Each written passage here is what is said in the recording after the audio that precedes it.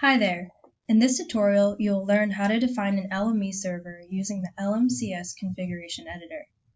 After the LME client is installed, you need to define a server and identify a port number before logging into the client. To begin, open the LMCS configuration editor.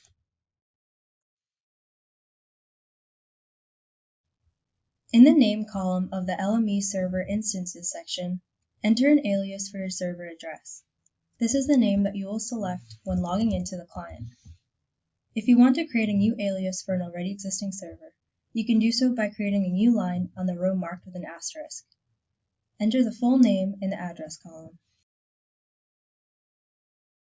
Finally, enter the server's port number in the port column. Click Save, and then click Close.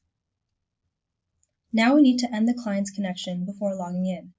Make sure the Aldon icon is not active in your taskbar. If it is, right-click and close the application. Now let's reopen the client and sign in.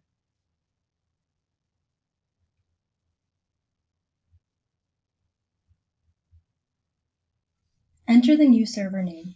You must type in the name of the server alias the first time you connect to the server. After it has been connected more than once, it will appear in the drop-down menu below. Here you can see that the LMCS configuration editor has edited the alt.conf file, which you can also open and edit manually. You can do this by finding the product's altcs.conf file. In our case, it is located in the File Explorer, C Drive, Program Files, Aldon, Aldon 6.6, and altcs.conf. The newly defined server is at the bottom of the file.